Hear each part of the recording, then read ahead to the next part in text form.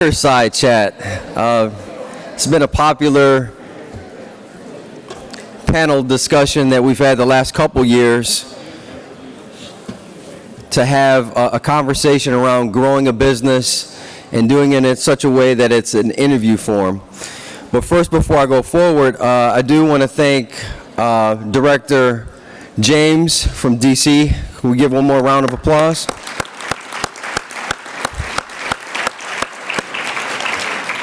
Definitely inspiring, and your story has definitely led us to where we are in our change, and if we will say.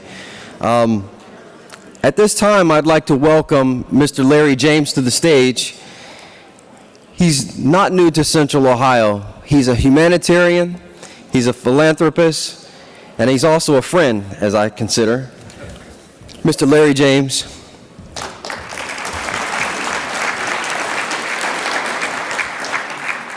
And he's going to lead our discussion on business development and how to grow a business with our next panelist. Thank you very much. Good morning, everyone. It's a great privilege and honor to be with you. I want to congratulate Jack Marchbanks, a lifelong friend, on his job.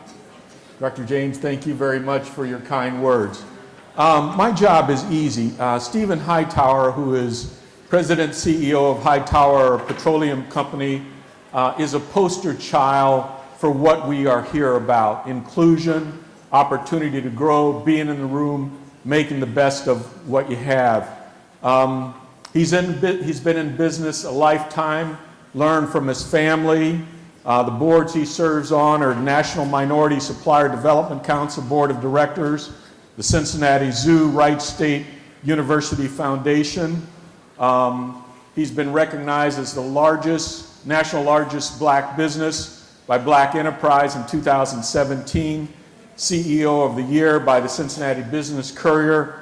I could go on and on and on, but I'll let him tell his story, which I think is important for you to get an idea of what the poster child of inclusion, opportunity, hard work, and fairness looks like. Mr. Hightower, will you join me?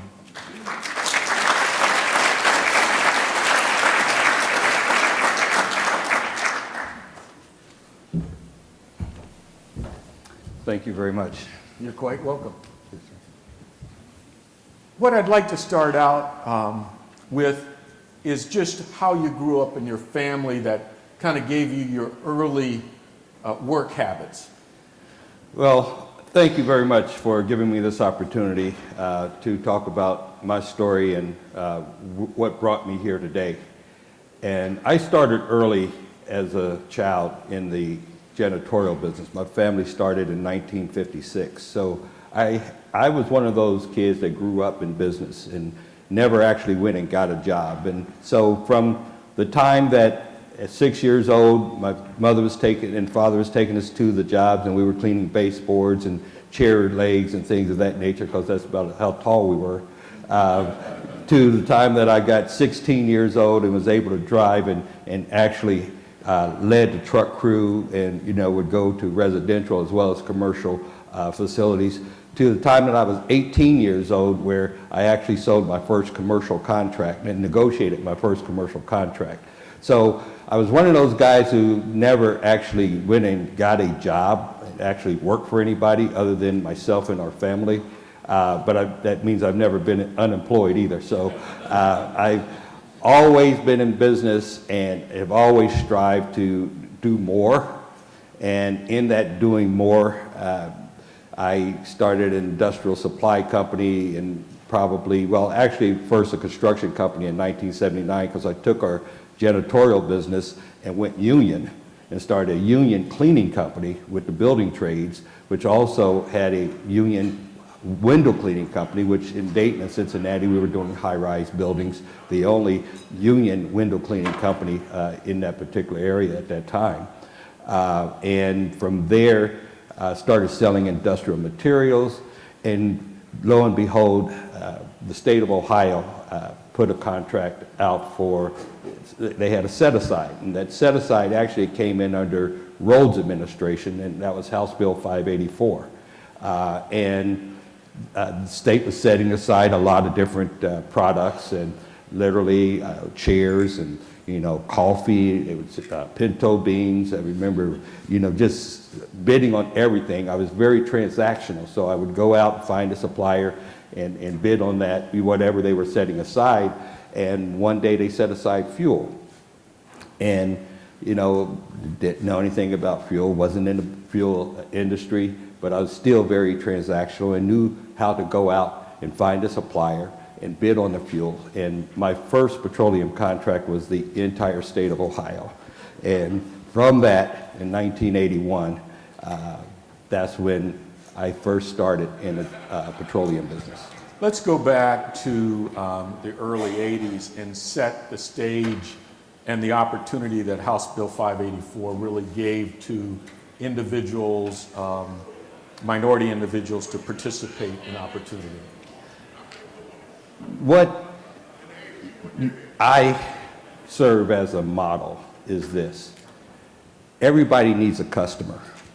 You're trying to figure out how you're going to start, how you're going to get into business, how do you get that chance? Nothing happens unless you have a customer. And House Bill 584, C.J. McLean's and Senator Bowen's and Otto Beatty and those senators and state representatives during that particular time was able to convince the House and Senate one night, late at night, that in order to do a transportation bill, that there ought to be some inclusion. And what that actually did was give people an opportunity in order to play in the marketplace, have a customer for the very first time, no matter how small or how large, to have an opportunity to play.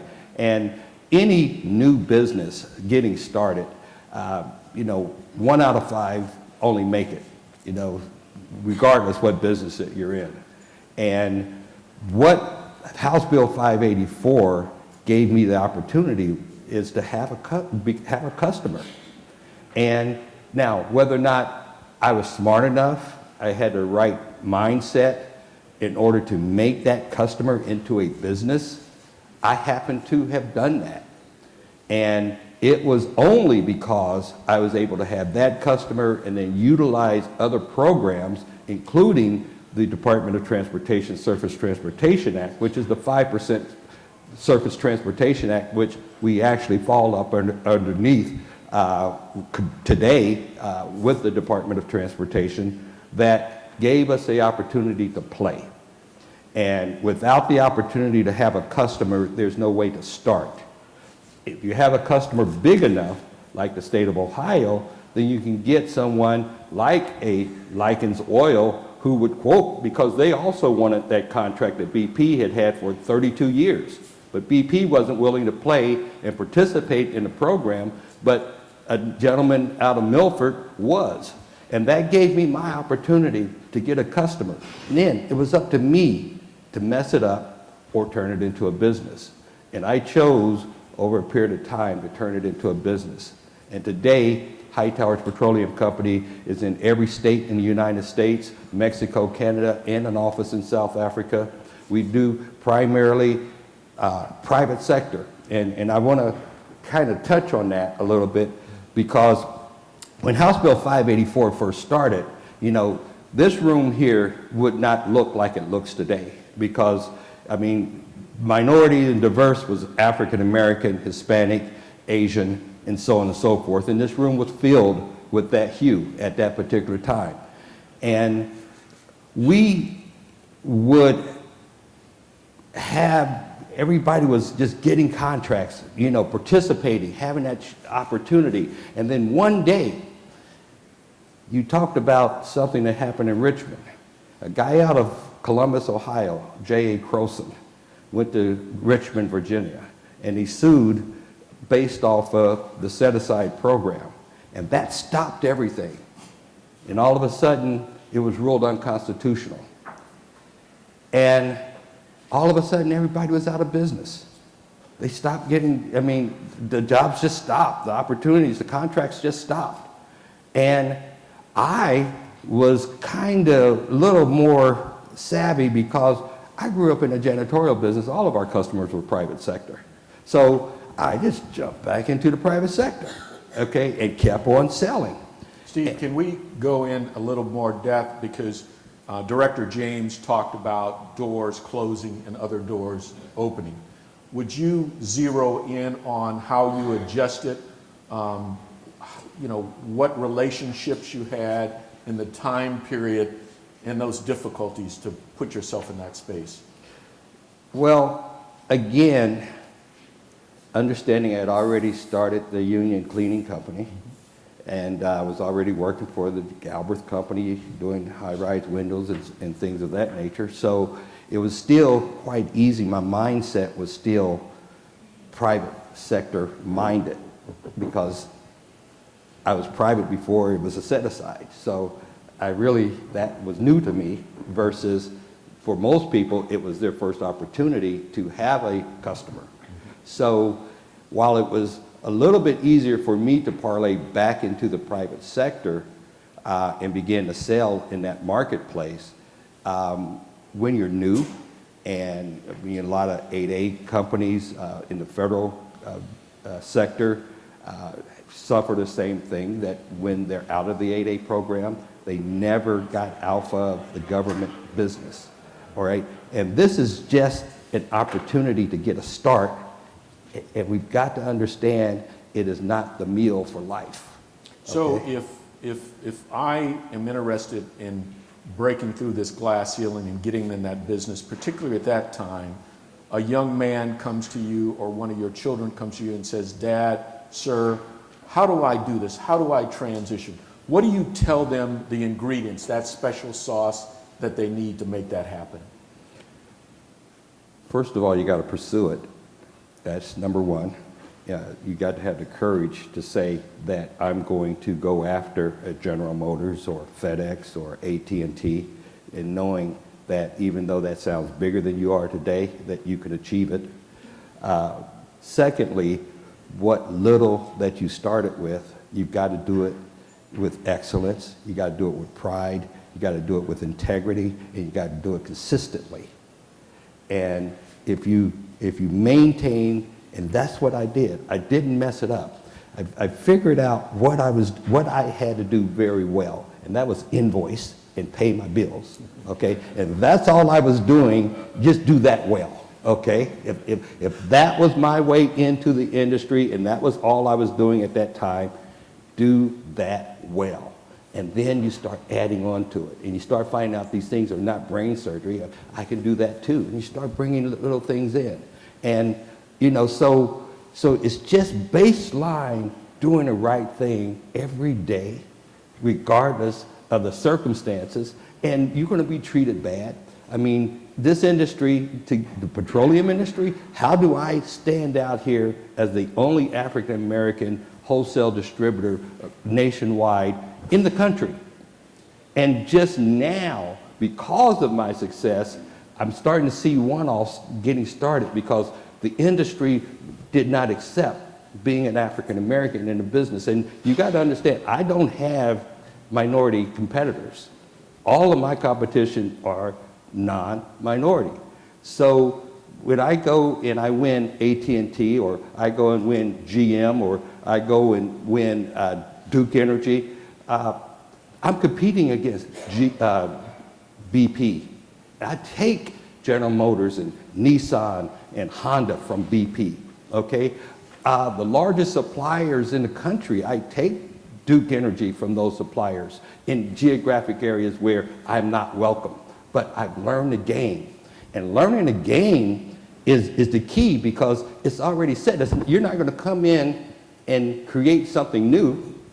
You got to learn the rules of that game. We'll talk about your team, your staff at that time, how you decided to choose and keep people to go after these markets, and the discipline it took.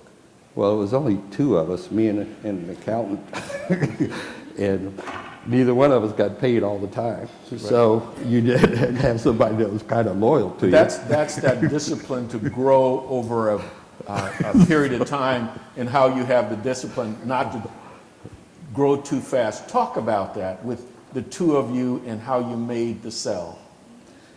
Well, again, nothing happens without a customer. And having the state of Ohio as a customer, then going into the Department of Transportation and Indiana, they had casinos and they had a set aside, so I started selling to the casinos. Highway contractors, I started selling to the highway contractors on Department of Transportation work. And, you know, we're going back to 1980, 81, 82, when this all was being formalized, okay? Not many people in this room, except for Mr. Marchbanks, was back in that, that I can remember, at that particular time, to understand that those were the opportunities that gave me the opportunity to be a customer that the majority company didn't have access to, except to work with a minority company. And therefore, again, as long as you've got the right type of customer, you can get a supplier. If I was just going to go after two men in a truck and they only had 3 trucks, these guys wouldn't be interested in me, okay? I could not get that type of supplier to go out and create that business, but I was able to begin to, in Pennsylvania and West Virginia and all these markets, look at the highway contractors and actually supply a lot of fuel throughout that region, and that's how I built my business. Let's talk about your company when you start bringing in family members, your thought process on that, and your criteria for keeping or not keeping family members. Well, my father, who is 88 over there, sitting, actually started the company in the janitorial business. And, you know, him and my mother, who just passed about a year ago, almost now. And so when you talk about a family business, I got brothers and I got sisters. But at some point in time, if they're not in the same, you know, sphere as you are, one thing I can say is the last 2 people that will always be in my business, and I always said this, was going to be me and my father, because we were the only 2 that had each other's back to this day. And I had to fire my brothers, had to fire my sister. My mother, eventually she quit because I was very focused, and the way I was focused and was trying to drive, her tolerance wasn't up to that speed in terms of risk. And so at some point in time, whether it's your family or whomever, if they're not able to execute at the level that you want to see your business be executed, you're going to have to let them go. And that might be animosity, that might be bad dinners, Thanksgiving times, or whatever it might be. But it's how you're going to be able to maintain your integrity as a business. It makes, regardless who that person is. And today, one of the things, I do have 2 sons, a daughter, a nephew in my business, and my father is in the office at 7:15 every morning, dressed like he is now, the suit and tie, ready to go. And he'll always have a place to go as long as I've got a business. But you've got to start your kids young. You got to start them when they're 13 and 14 years old, because that's when they're impressionable. That's when they want to be like their parents. That's what I wanted to be like my father. If you wait until they're 21, 22, elements of life has gotten into them, you haven't taught them how to work, okay? Learning how to work is not automatic, okay? They may go away, but if they know how to work, they'll come back, they'll make other people good employees, they'll learn that what you were saying was not wrong, okay? My grandkids know you can't have a cell phone at work. Yeah, I was the worst guy in the world. They couldn't work for me because I was trying to put discipline. Now they're in college and they're now having jobs where they can't have cell phones on the job, okay? But you got to teach them young. And if you get your kids involved at an early age in your business, then today they're working, I'm kind of working on my business, not in my business.